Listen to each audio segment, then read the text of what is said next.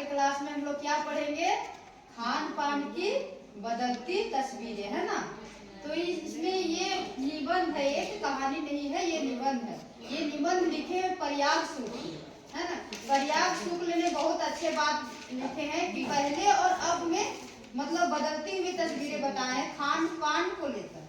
पहले का खाना पीना और अब में तो आसमान जमीन का फर्क है ना। पहले नूडल्स नहीं मिलता था खाने के लिए, और ये क्या बोलते हैं बर्गर नहीं मिलता था, पिज्जा नहीं मिलता था। लेकिन अभी का तो जमाना में सब कुछ मिल रहा है, अवेलेबल है ना। तो यही बात लेकर निबंध में प्रयाग शुक्ल ने बहुत अच्छे से बताए हैं, जो हम लोग पिछले क्लास में हम लोग पढ़ चुके हैं निबंध। आज के क्लास में बच्चों हम लोग क्वेश्चन आंसर करेंगे। तो देखिए क्वेश्चन में क्या कहता है, हम लोग पढ़ते हैं। खान पान की मिश्रित संस्कृति से लेखक का क्या मतलब है, वो अपने घर के उदाहरण देकर इसकी व्याख्या करें, है ना। तो हम लोग व्याख्या करते हैं। देखिए बच्चों आंसर में आने के उत्तर, खान पान की मिश्रित संस्कृति से लेखक का मतलब यह है कि अनेक प्रकार के व्यंजनों का प्रयोग, उदाहरण व्यंजन मतलब अनेक प्रकार के खाना, है ना। मिश्रित संस्कृति से लेकर अनेक प्रकार के व्यंजनों का प्रयोग उदाहरण में बताया है कि हमारे घरों में चाइनीज मतलब चाइना का नूडल्स, है ना।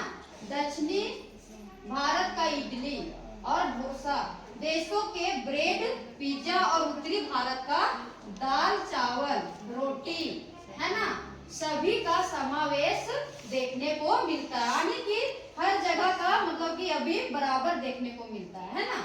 लेखक बताना चाह रहे हैं कि हमारे घर का चाइनीज नूडल्स, दक्षिण भारत का इडली डोसा, और देशों के ब्रेड पिज्जा, और उत्तरी भारत का दाल चावल, सभी का समावेश देखने को मिलता है। मतलब हर एक जगह बराबर देखने को मिलता है। बच्चों देखिए दूसरा क्वेश्चन, खान पान में बदलाव के कौन से फायदे हैं, फिर लेखक के इस बदलाव को लेकर चिंतित क्यों है ना। तो इनका है हम लोग कितना है खान पान के बदलाव के निम्न फायदे, वो हम लोग नंबर सहित लिखेंगे।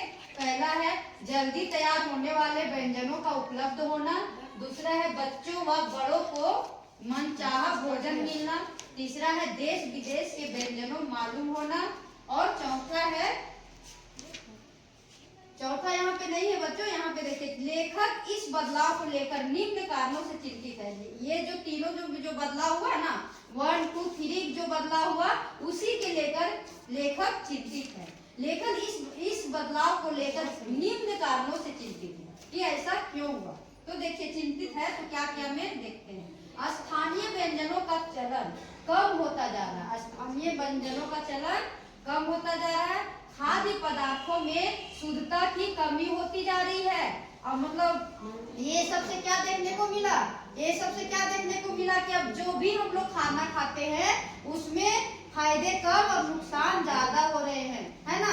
दाल चावल ही ले लीजिए, सब में मिलावटी आ गया है। फल फ्रूट में ले लीजिए, सब में मतलब कि कच्चा रहेगा और उसमें दवा डाल के पकाया जाता है। तो पहले वाला अब शुद्धता नहीं रह गई। वही लेखक बताना चाह रहे हैं कि लेखक इस बदलाव को लेकर निम्न कारणों से चिंतित है। अभी लीजिए दाल ही लीजिए, तो घर का जो बना हुआ रहता है उसमें हमको संतुष्टि है कि हम लोग अपने से बनाते हैं, लेकिन दुकान से लीजिए उसमें भी पाउडर लगा हुआ रहता है ना। फल फ्रूट में भी वही हाल है, सब्जी में भी उसी तरह है। शाम में छोटा सा सब्जी है उसको इंजेक्शन देकर बड़ा किया जाता है, वो किसान अपने फायदे के लिए सबको मतलब बीमारी का घर बना रहे हैं। तो यही लेखक शुद्धता के बारे में बताना चाहते हैं। अब देखिए बच्चों तीसरा क्वेश्चन है, खान पान के मामले में स्थानीयता का क्या अर्थ है। यहाँ स्थानीय का अर्थ है, यहाँ पे बोल रहा है कि खान पान के मामले में स्थानीयता का क्या अर्थ है ना, अर्थ है। तो देखिए बच्चों क्या अर्थ है, यहाँ उत्तर में देखिए, यहाँ स्थानीयता का अर्थ किसी विशेष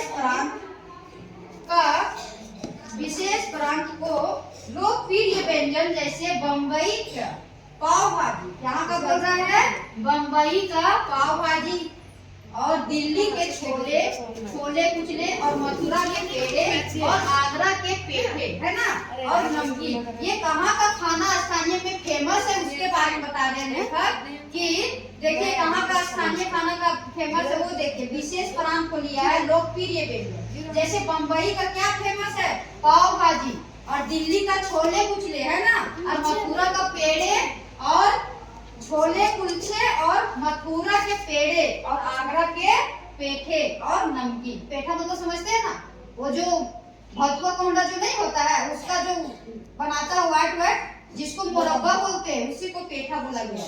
ठीक है बच्चों, तो मुझे नहीं लगता है खान पान की बदलती तस्वीरें निबंध में से आप लोगों को क्वेश्चन आंसर में कोई समस्या होगा। आप लोग एक बार गहराई से पढ़ेंगे तो पूरा समझ में आ जाएगा और आप लोग आसानी से क्वेश्चन आंसर एग्जाम में लिखेंगे।